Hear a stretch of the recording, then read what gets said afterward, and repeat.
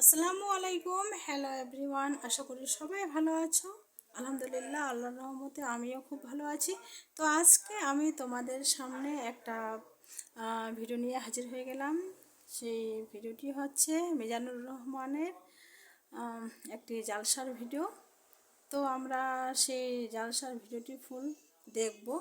তো চলো তাহলে দেখা যাক।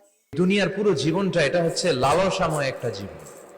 লোভ, মরিচিকা, মায়াজাল, এই মায়াজালে আমরা আটকে আছি। ফলে মৃত্যুর কথা আমরা ভুলে গিয়েছি। পাগলের মতো ছুটছি, আরো টাকা লাগবে, আরো খ্যাতি লাগবে, আরো যশ লাগবে, আরো দাপট লাগবে। আমার এত টাকা দিয়ে কি হবে? এত সম্পদ দিয়ে কি হবে? এত ব্যস্ততা দিয়ে কি হবে? তোমার স্টপ, থামুন, অনেক হয়েছে। আন্না, থামুন, take a rest, take a breath, and think about death. Think that you have to go back to your Lord. একটু বসেন না, একটু ভাবেন যে আমাকে চলে যেতে হবে, চলে যেতে হবে। এই কোলাহল, এই ব্যস্ততা, এগুলো থাকবে, থাকবো না আমি। সাইয়েদনা ওমর ফারুক বলেছেন, মুতু ক্বাবলা আন তামুতু, মরার আগে একবার মরো। হাসিবু ক্বাবলা আন তুহাসাবু আলাইকুম, তোমার হিসাব নেওয়ার আগে তুমি একবার নিজের হিসাবটা করো না। কাগজ বের করে একটু লিখো না কি কি ভালো কাজ করছিলা, যেগুলো দিয়ে নাজাতের ওসিলা হতে পারে। 1 2 3, আর কি কি আকাম কুকাম করছো দেখো না, লিখে দেখো তোমার অবস্থাটা কি। মরার আগে একবার মরো। মরার আগে খাটের মধ্যে শুয়ে শটান করে চোখ বন্ধ করে একবার মরার ভান করে দেখেন কেমন লাগে। চোখটা বন্ধ করেন আর ভাবেন আপনি নাই, কি কি হতে পারে ভাবেন।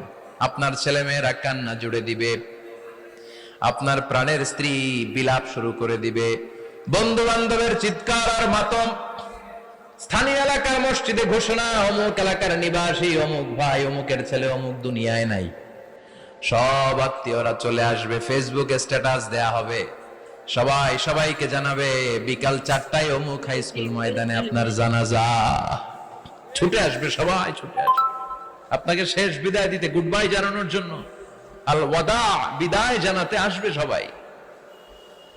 4 তাকবীর দিয়ে আপনার জানাজা হবে, অশ্রুসিক্ত জানাজায় আপনার বিদায় হবে। কাঠের খাটিয়ার মধ্যে করে কাঁধে তুলে আপনার কবরে নেওয়া হবে।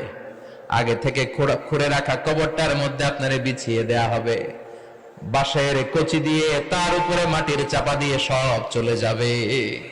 ভাবেন না একবার চোখ বন্ধ করে, this is the circle of life, this is the nature of life. এটা সবার হবে, আমার হবে, আপনার হবে। এত মায়া, এত ভালোবাসা কই যাবে? কেউ থাকবে না, সবাই আপনার অন্ধকার কবরে রেখে দিয়ে চলে আসবে। উপরে বাঁশের কঞ্চি, তার উপরে মাটির চাপা, অন্ধকার আর অন্ধকার। এই অন্ধকার যেন শেষ হতে চায় না, শুধুই অন্ধকার, ঠিক কিনা? এজন্য আমাদের চলে যেতে হবে। দাদা গেল, চাচা গেল, মামা গেল, আমাদেরকেও যেতে হবে। জোরে কোন ঠিক কিনা?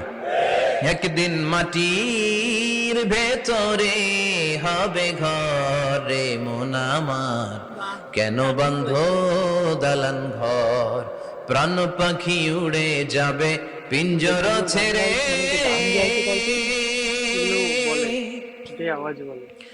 ধরা ধামে সবই রবে, তুমি যাবে চলে। বন্ধু বান্ধব যত, মাতা পিতা যারা সুত, সবই হবে তোমার পরে। মন আমার কেন বন্ধ দালান ঘর, একদিন মাটির ভেতরে হবে ঘরে মন আমার, কেন বন্ধ দালান ঘর, ঠিক কিনা? সব করে থাকবে, চলে যেতে হবে আমাদেরকে। এজন্য আখিরাতের কথা যেন আমাদের স্মরণ হয়। বিশ্বনবী বলতেন, নাহাইতুকুমান জিয়ারাতিল কবুর, আমি তোমাদেরকে কবর জিয়ারত করতে আগে নিষেধ করতাম, কিন্তু এখন নিষেধাজ্ঞা প্রত্যাহার করে নিলাম। এখন সব সময় তোমরা কবরের সামনে যাবা আর জিয়ারত করবা। কবরস্থানে জানতো বড়ুয়া কৃষ্ণপুরের এই গ্রামের কবরস্থান আছে কোন দিকে?